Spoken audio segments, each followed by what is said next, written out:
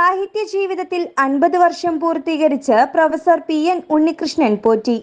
അറിഞ്ഞിരിക്കണം ഈ അതുല്യ കലാകാരനെ. ഇത് പ്രൊഫസർ പി.എൻ. ഉണ്ണികൃഷ്ണൻ പോറ്റി. ഇതിഹാസ കാവ്യങ്ങളിലെ പ്രധാനവും അപ്രധാനവുമായ കഥാപാത്രങ്ങളെ കേന്ദ്രമാക്കി അനുവാചക ഹൃദയങ്ങളിൽ ചിരപ്രതിഷ്ഠ നേടിയ അതുല്യ പ്രതിഭ. വിശ്രമ ജീവിതം എഴുത്തിനായി ഉഴിഞ്ഞുവെച്ച പ്രൊഫസർ പി.എൻ. ഉണ്ണികൃഷ്ണൻ പോറ്റിയുടെ തൂലികത്തുമ്പിൽ നിന്ന് പിറവിക്കൊണ്ടത് 30 നോവലുകളും നിരവധി വിവർത്തനങ്ങളും എണ്ണമറ്റ കവിതകളും.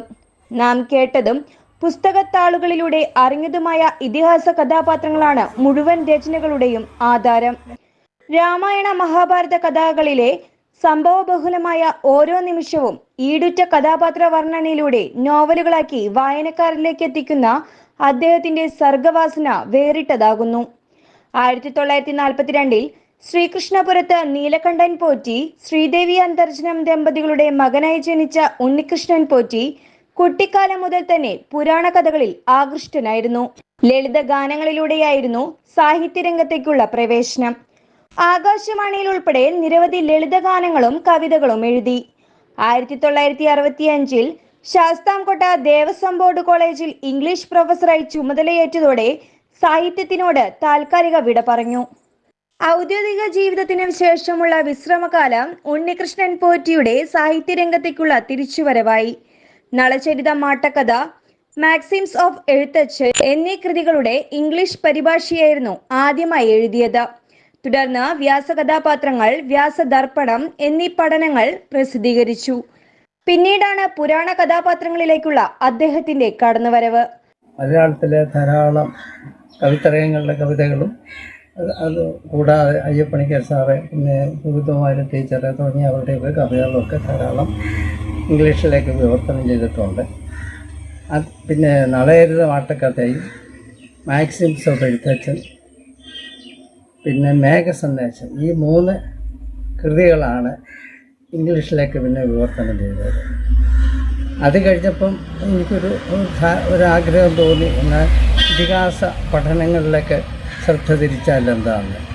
അതിൻ്റെ ഫലമായിട്ട് എഴുതിയതാണ് വ്യാസകഥാപാത്രങ്ങൾ, വ്യാസദർപ്പണം, രാമായണത്തിലൂടെ എന്ന 3 പഠനങ്ങൾ രചിച്ച് കഴിഞ്ഞപ്പോൾ ഒരാശയം തോന്നി. ഇതിൽ പല കഥാപാത്രങ്ങളെയും നോവൽ രൂപത്തിൽ, ഒരു പുതിയ രീതിയിൽ നോവലായിട്ട് രൂപത്തിൽ, ബോധധാരാ നോവലിൻ്റെ രീതിയിൽ, ബോധധാരാ നോവൽ എന്ന് പറയുന്നത് കഥാപാത്രങ്ങളെ അവരുടെ ഓർമ്മകളിൽ കൂടി അവരുടെ വ്യക്തിത്വം പ്രകാശിപ്പിക്കുന്ന, അവരുടെ ജീവിത യാഥാർത്ഥ്യങ്ങളെയും അവരനുഭവിച്ച വ്യഥകളെയും ക്ലേശങ്ങളെയൊക്കെ പ്രതിപാദിക്കുന്ന അവരുടെ യഥാർത്ഥമായ ജീവിതം ആവിഷ്കരിക്കുന്ന ഒരു രീതിയാണ്.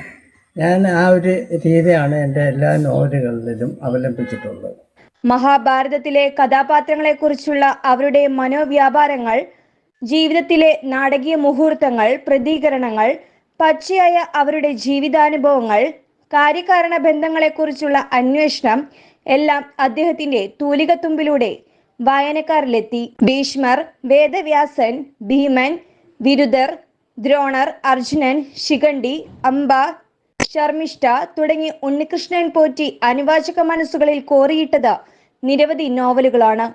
നിരവധി കവിതകളും അദ്ദേഹത്തിന്റെ തൂലികയിൽ വിരിഞ്ഞു. രാമായണത്തിലെ പ്രധാന കഥാപാത്രമായ ജടായുവിനെ കേന്ദ്ര കഥാപാത്രമാക്കി രചിച്ച ജടായുമോക്ഷം, കർണഭിഷ കഥകളി ഈ അടുത്തിടെയാണ് വേദിയിലെത്തിയത്. കഥകളിയുടെ ഈറ്റിലം എന്ന പേര് കേട്ട മൈനാഗപ്പള്ളി മണ്ണൂർക്കാവ് ക്ഷേത്രത്തിൽ മിസോറാം ഗവർണർ കുമ്മനം രാജശേഖരൻ ഉൾപ്പെടെയുള്ള പ്രഗത്ഭരുടെ സാന്നിധ്യത്തിലാണ് ജടായുമോക്ഷം അരങ്ങേറിയത്. സിനിമാ ഗാനരചനകളിലും ഉണ്ണികൃഷ്ണൻ പോറ്റി കയ്യൊപ്പ് ചാർത്തിയിട്ടുണ്ട്.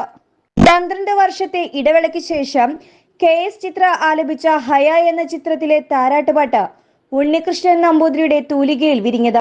രാഷ്ട്രീയ കക്ഷികളുടെ സ്തുതിപാഠക്കാരാകാൻ താല്പര്യമില്ലാത്തതിനാൽ മലയാള സാഹിത്യ ലോകം ഉണ്ണികൃഷ്ണൻ പോറ്റിയെ അർഹമായ അംഗീകാരങ്ങൾ ഇന്നുവരെ നൽകിയിട്ടില്ല. ചുരുക്കം ചില പുരസ്കാരങ്ങൾ മാത്രമാണ് അദ്ദേഹത്തെ തേടിയെത്തിയത്. യഥാർത്ഥ പുരസ്കാരങ്ങൾ വായനക്കാരന്റെ ഹൃദയത്തിൽ നിന്ന് ലഭിക്കുന്നതെന്ന് അടിയുറച്ച് വിശ്വസിക്കുന്ന അദ്ദേഹം ഇതിലൊന്നും ആകുലനല്ല. ഭാര്യ രത്നമണി ദേവിയും മക്കളായ ഡോക്ടർ ഗീത, വേണുകൃഷ്ണൻ, ശ്രീജ കൃഷ്ണൻ എന്നിവരും മറ്റു കുടുംബാംഗങ്ങളും ഉണ്ണികൃഷ്ണൻ പോറ്റിക്ക് പിന്തുണയുമായി എപ്പോഴും ഒപ്പമുണ്ട്. 83-ാം വയസ്സിലും ഉണ്ണികൃഷ്ണൻ പോറ്റി എഴുതുകയാണ്. ഇതിഹാസ കഥാസാഗരത്തിലെ കഥാപാത്രങ്ങൾ പുതുതലമുറയ്ക്കായി. News desk, express news.